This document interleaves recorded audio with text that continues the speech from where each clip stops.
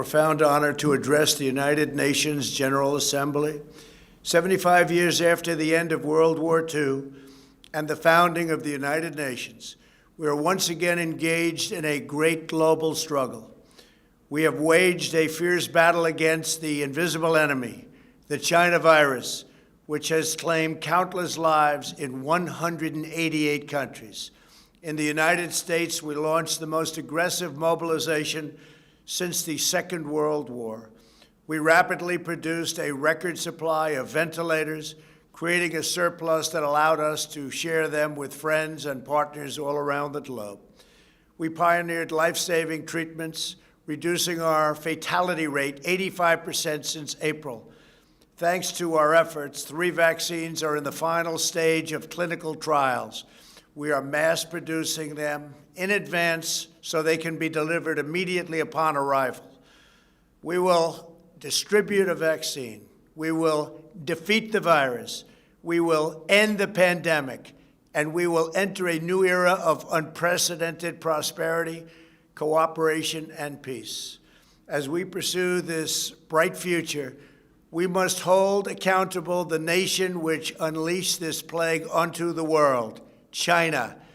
In the earliest days of the virus, China locked down travel domestically while allowing flights to leave China and infect the world.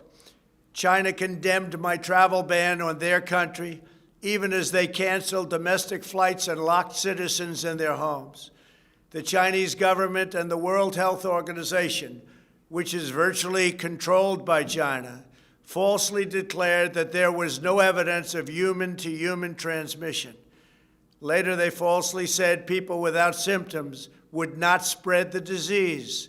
The United Nations must hold China accountable for their actions. In addition, every year, China dumps millions and millions of tons of plastic and trash into the oceans, overfishes other countries' waters, destroys vast swaths of coral reef, and emits more toxic mercury into the atmosphere than any country anywhere in the world.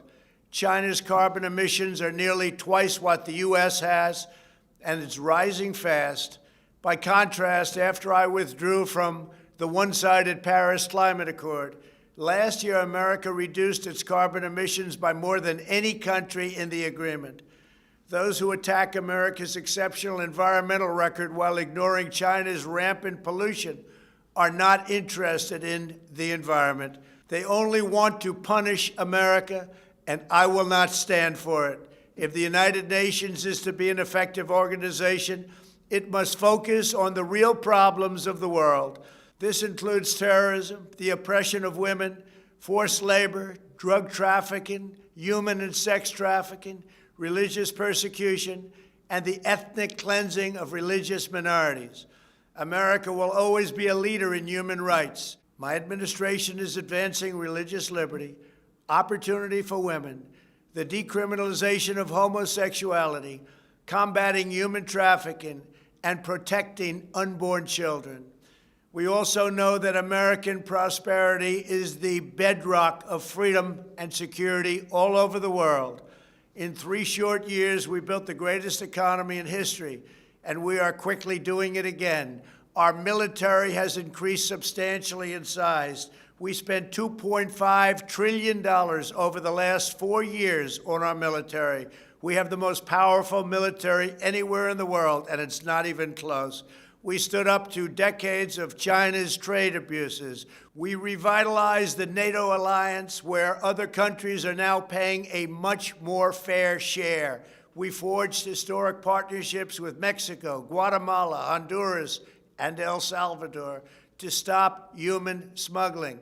We are standing with the people of Cuba, Nicaragua, and Venezuela in their righteous struggle for freedom. We withdrew from the terrible Iran nuclear deal and imposed crippling sanctions on the world's leading state sponsor of terror. We obliterated the ISIS caliphate 100%, killed its founder and leader, al-Baghdadi, and eliminated the world's top terrorist, Qasem Soleimani. This month, we achieved a peace deal between Serbia and Kosovo. We reached a landmark breakthrough with 2 peace deals in the Middle East, after decades of no progress. Israel, the United Arab Emirates, and Bahrain all signed a historic peace agreement in the White House, with many other Middle Eastern countries to come. They are coming fast, and they know it's great for them and it's great for the world. These groundbreaking peace deals are the dawn of the new Middle East. By taking a different approach, we have achieved different outcomes, far superior outcomes. We took an approach, and the approach worked. We intend to deliver more peace agreements shortly, and I have never been more optimistic for the future of the region. There is no blood in the sand. Those days are hopefully over. As we speak, the United States is also working to end the war in Afghanistan, and we are bringing our troops home. America is fulfilling our destiny as peacemaker, but it is peace through strength. We are stronger now than ever before.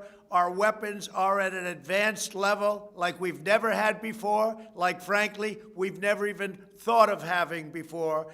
And I only pray to God that we never have to use them.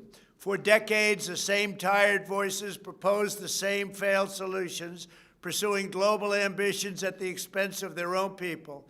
But only when you take care of your own citizens will you find a true basis for cooperation. As president, I have rejected the failed approaches of the past, and I am proudly putting America first, just as you should be putting your countries first. That's okay. That's what you should be doing. I am supremely confident that next year, when we gather in person, we will be in the midst of one of the greatest years in our history, and frankly, hopefully, in the history of the world. Thank you. God bless you all. God bless America. And God bless the United Nations.